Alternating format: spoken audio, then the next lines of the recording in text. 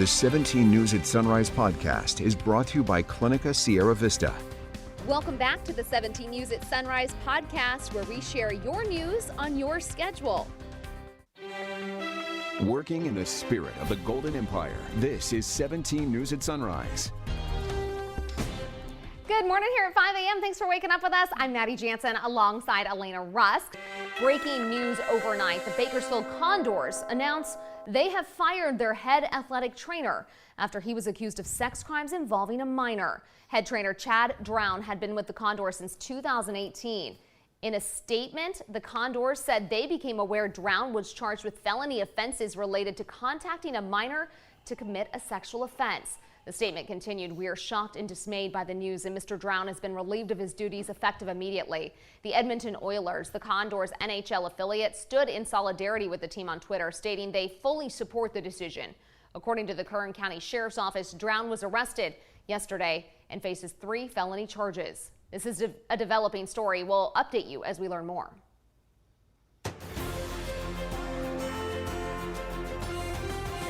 Well, 17 News, your local election headquarters. We are now 29 days out from the 2022 midterm election, and here in California, mail-in ballots go out today. But you still have time to complete your registration to make sure you receive a ballot in the mail. If you are not signed up but you wish to receive that mail-in ballot, you have until October 24th to complete your registration. You can do that online at vote.ca.gov or in person at the elections office. If you think you're already registered, you can check your voter registration status online at voterstatus.sos.ca.gov or just call the County Elections Department at 868-3590. You can get all of this information on our website, which is easier to remember, kget.com. Friends and family who've lost a loved one to COVID-19 gathered for a memorial this weekend as American Fabrication added 88 new names to its public memorial. Kevin Russell, owner of American Fabrication, created the memorial about a year ago as a reminder of those lost to COVID. The memorial now bears the names of 595 locals who've lost their lives to the virus, just a portion of those who've died in Kern.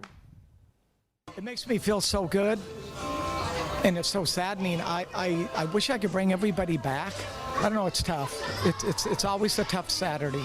And this memorial is a great tribute to him and Kern County and all of Kern County's residents and everybody that lost a loved one to COVID. And we can't thank American Fab enough for memorializing my best friend and all the family members here. 2,556 Kern County residents have died due to COVID-19. You can find that memorial at 4940 Gilmore Avenue. American Fabrication plans to add even more names.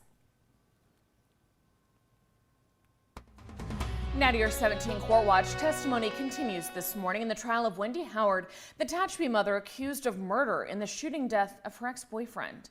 Prosecutors allege Howard shot and killed Kelly Reese Pitts in 2019 after she confronted him over the alleged sexual abuse of her daughter. Last week, in an emotional testimony, Howard's daughter described the repeated acts of sexual abuse she said she suffered at Pitts' hands. She also gave her account of the shooting, saying Pitts drove toward Howard on his ATV before she shot him.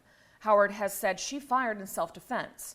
The trial resuming at 9 a.m. today. You can follow along on our Twitter at KGT News as our court reporter sits in on the trial. Howard is facing up to 50 years in prison if convicted. And we're learning more about what may have led up to the kidnap and murder of a Merced family. A family spokesperson says the suspect, Jesus Salgado, worked for the victim's trucking business a couple of years ago, and that the incident is similar to a 2005 case.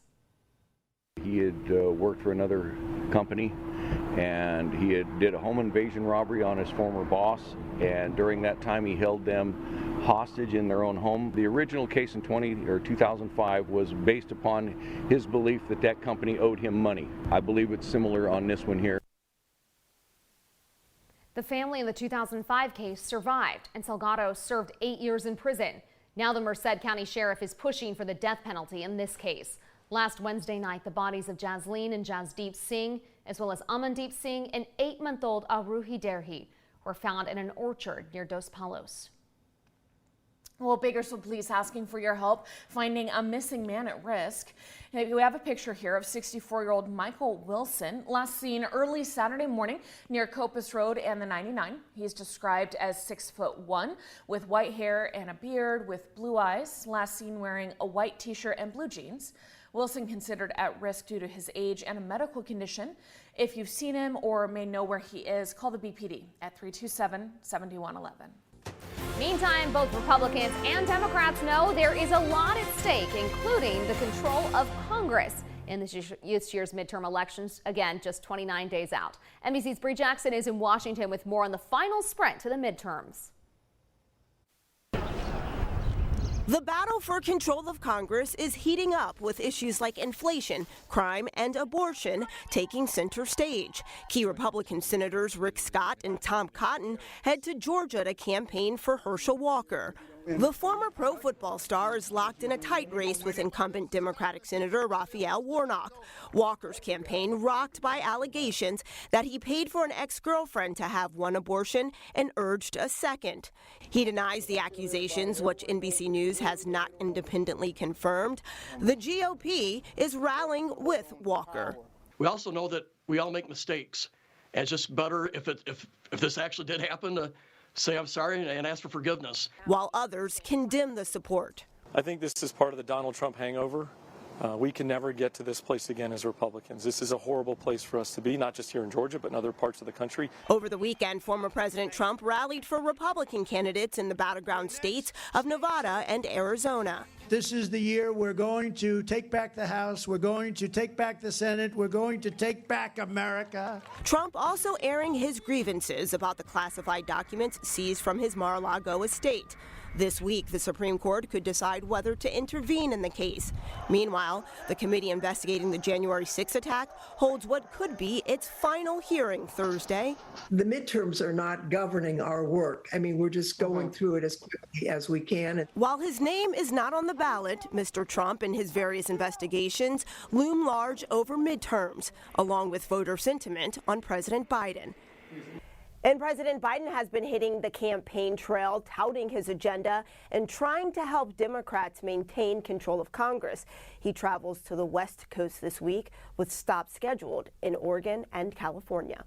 In Washington, I'm Bree Jackson for NBC News. All right, well, in news here at home, a person has died after a motorcycle crash on the 5. It happened just before 4:30 yesterday afternoon. According to the California Highway Patrol, a motorcycle rear-ended a big rig on the 5 northbound in Lebec. The CHP reported 2 riders suffered serious injuries, one later pronounced dead. The crash also forced the closure of all northbound lanes for a while. We are working to get more details on this crash, and we'll let you know when we hear more. 5:35 is your time now. In world news, Russia bombed cities across Ukraine this morning during rush hour. A huge crater was ripped through the mud next to a children's playground in central Kyiv Park. The remains of an apparent missile buried, smoking in the mud.